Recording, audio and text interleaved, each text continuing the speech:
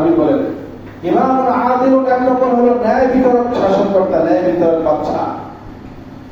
এক নম্বর আল্লাহ পাকে আল্লাহ তাআলা আরশের সামিয়ানার নিচে তাকে বসার স্থান দিবেন, বসার চেয়ার দিবেন, যে ন্যায় বিতরক, যে তিনি শাসনকর্তা, যিনি রাষ্ট্রীয় কোনো গুরুত্বপূর্ণ পদমর্যাদা অধিষ্ঠিত, অথবা রাজা বাদশাহ অথবা মন্ত্রী অথবা চেয়ারম্যান মেম্বার, দুনিয়ার যে কোনো ক্ষমতার মধ্যে অধিষ্ঠিত হোক, সে যদি ন্যায় বিচার করতে পারে, কারণ পক্ষ না তাই না, দলের পক্ষ না, আমার বংশের পক্ষ না, বাড়ির লোকদের পক্ষ না, আমার পাড়ার পক্ষে না, আমার গ্রামের পক্ষে না, আমার এলাকার পক্ষে না, ন্যায় বিচার, সত্য যেটা, সত্য উদ্ঘাটন করে যদি কেউ ন্যায় বিচার করে, তাহলে ওই ব্যক্তিকে আল্লাহ তাআলা, আল্লাহ রাব্বুল আলামিন তার হাসরের এর কঠিন বিচারের মুহূর্তে আল্লাহ তাআলা আরশের নিচে তাকে বসার স্থান দেবে। এক নম্বর ন্যায় বিচার। বর্তমান জমানায় যদি এরকম মানুষ না পাওয়া যায়, আমরা উদাহরণস্বরূপ বলতে হয়তো ওমরের মতো ন্যায় বিচারক।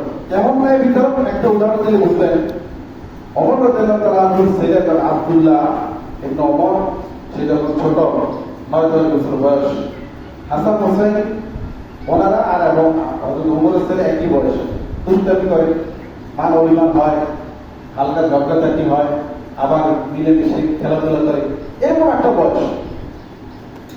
তো হযরত আব্দুল্লাহ ওমরের ছেলের সাথে হযরত হাসান রাদিয়াল্লাহু তাআলা হুজুরের নাতি হাসান রাদিয়াল্লাহু তাআলার সাথে এরকম একটা খেলার ফলে তর্ক বিতর্ক হলো, ঝগড়া হইল, বাচ্চাদের যেরকম হয়। তো ঝগড়ার এক পর্যায়ে হযরত হাসান রাদিয়াল্লাহু তাআলা ওমরের ছেলে আব্দুল্লাহকে বলল, আরে তুমি এত বাহাদুরি করো, এত লম্বা লম্বা কথা বলো, তোমার কম খলিফা সেই, তুমি এত লম্বা বাহাদুরি করো, আরে তোমার বাবা ওমর তো আমার নানার গোলাম ছিল, তোমার বাবা হযরত ওমর ইসলামের দ্বিতীয় খলিফা, এটা আমার নানার গোলাম, আমার নানা মুহাম্মদ রাসূলুল্লাহর গোলাম, এত কিসের বাহাদুরি করো, এরকম কথা কিছু পায় না। এটা বলার পরে হযরত ওমরের ছেলে আব্দুল্লাহ ইবনে ওমরের এটা খুব তার মাইন্ডে লাগছে। সাধারণত যেরকম হয়, হ্যাঁ আমার এমন কথা বললো, আমার বাবা ওর নানার গোলাম, হযরত হাসানের নানার গোলাম, এই গিয়া হযরত ওমর কাছে নালিশ নিয়ে গেছে, এবং নালিশ নিতে এমন মজলিসে যেখানে আরো রাসূলের বড় বড় সাহাবারা উপস্থিত ছিলেন, হযরত আবু বকর সাহ, ওসমান, আলী সহ ওই মজলিসে অনেক বড় বড় সাহাবারা ছিলেন। বলে আচ্ছা ঠিক আছে, শুক্রবারের জুমা থেকে এটা বিচার হবে। আচ্ছা যে কড়া বিচার করবো কিন্তু বাবা, হ্যাঁ কড়া বিচার হবে, খুব সূক্ষ্ম একেবারে ন্যায় বিচার হবে। কেন তোমাকে সেই কথা বলবো, বলতে উৎসাহ দিয়ে দিচ্ছে।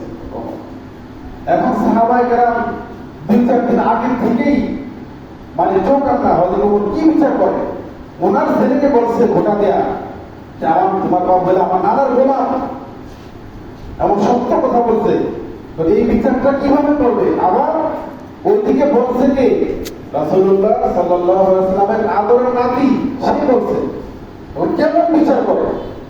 সমস্ত মদিনার মধ্যে একটা হাহাকার পড়ে গেছে, সবার মধ্যে একটা উৎসাহ, উদ্দীপনা, উদ্বেগ, পেরেশানি, টেনশন, কি বিচার করবে তোমার, তোমার তো ন্যায় বিচারক, আজকে দেখা যাবে, তোমার দিন দেখা যাবে কি বিচারটা করে। সবাই টোকান না, একেবারে মসজিদে নববী কানায় কানায় ভরপুর। জুমার নামাজের পরে বলে আব্দুল্লাহ দাঁড়াও, তোমার কি আর্জি, তোমার কি অভিযোগ বলো। বলে যে আমি ঝগড়ার এক পর্যায়ে আমাকে হাসান হুজুরের নাকি হাসান বলছে যে আমার বাবা ওমর নাকি তার নানার গোলাম। আচ্ছা এই তো কথা, আর কোনো কথা আমাকে এরা উপমন্ডলের কথা বলা হয় বুঝতে। আচ্ছা ঠিক আছে, এবং হযরত ওমর হযরত হাসানকে দাঁড়াবেন, হাসান একটু দাঁড়ান তো, দাঁড়াইছে। আচ্ছা তুমি বলো তো তুমি কি বলছো, যে কথাটা বলছে আসলে কি সত্য কিনা। হ্যাঁ, আচ্ছা তুমি কি বলছো বলো। আমি গদার এক পর্যায়ে বলছি, আর তুমি এত বাহাদুর বড় বড় কথা বলো, তোমার বাবা ওমর তো আমার নানার গোলাম, এই কথা বলছি। আচ্ছা ঠিক আছে, তুমি এটা বলছো, আর আমি এটা বলছি। আচ্ছা তুমি এই কথাটা তুমি কাগজের মধ্যে লিখে দিতে পারবা, একটা কাগজের মধ্যে যে কথাটা বলছো, যে আমাকে বলছো তোমার নানা গোলাম, এই কথাটা তুমি কাগজে লিখতে পারবা যে আমি অমুক দিন অমুক সময় আমি আব্দুল্লাহকে এইভাবে আমি কথাটা বলছি যে আব্দুল্লাহ বাবা অমর, আমার নানা রাসূলুল্লাহ গোলাম। এটা কি তুমি লিখে দিতে পারবো? হ্যাঁ পারবো। তাহলে বাবা একটু লিখতে পারে ওমর আর হাসান থেকে ওই কথাটা লেখা আছে।